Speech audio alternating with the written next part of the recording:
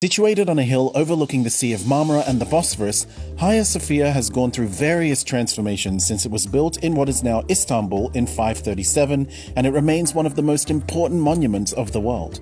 And now it will once again house prayers while remaining open for visitors. But let's first look at how the majestic structure came into being and how it functioned over time. Byzantine Emperor Constantius II commissioned the construction of the first Hagia Sophia in 360. It was built with a wooden roof and was soon burned to the ground in riots. Theodosius II built a second version as a grand marble structure in 415, which was razed to the ground for the second time during the Nika revolt in 532. Some fragments of that building still remain today. The building that does remain today was built in 537 during the reign of Emperor Justinian I, whose desire was to build the largest church of his time. According to oral tradition, after its completion, he exclaimed, "Solomon, I have surpassed you," referring to the first temple built by King Solomon. Hagia Sophia then remained the world's largest church for nearly 1,000 years. The church was fortified and turned into a mosque after the Ottoman Sultan Mehmed II conquered Istanbul in 1453. The Sultan kept the name Hagia Sophia while he had the church repurposed as a mosque after covering mosaics along its walls with plasters.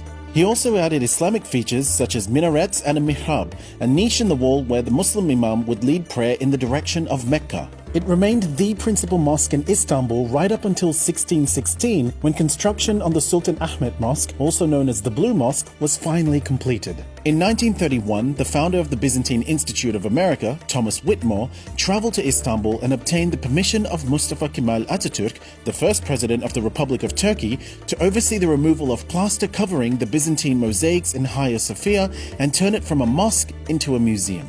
The 1972 book, Hagia Sophia, A History of Constantinople, quotes Whitmore as saying, "Santa Sophia was a mosque the day I talked to him. The next morning, when I went to the mosque, there was a sign on the door written in Atatürk's own hand. It said the museum is closed for repairs." While some say these steps are what led to the conversion, some Turkish historians claim Atatürk considered turning Hagia Sophia into a museum as early as 1923, the year the Turkish Republic was founded. But it was in 1935 that Atatürk ordered the conversion along with the Turkish Assembly of Ministers. The majestic dome structure was named one of UNESCO's World Heritage Sites, and it has been Turkey's most popular tourist attraction ever since, seeing 3.8 million visitors in 2019. In recent years, there have been calls to return the eclectic structure back into a mosque to honor the Islamic history of the country and the legacy of Ottoman Sultan Mehmed II. A hearing on whether Hagia Sophia should remain a museum where no prayer is allowed was held on July 2nd. The court has now decided that prayers will be able to resume once more at the Hagia Sophia, paving the way for it to become a mosque once more, while visitors will still be able to visit the historical site. Turkish President Erdogan says the Ottomans converted the building into a mosque instead of razing it, a fate he says was suffered by many mosques taken from the Ottomans, and that its historical, cultural, and sentimental value has been protected ever since. He also noted that there are 435 churches and synagogues in Turkey where Christians and Jews can pray.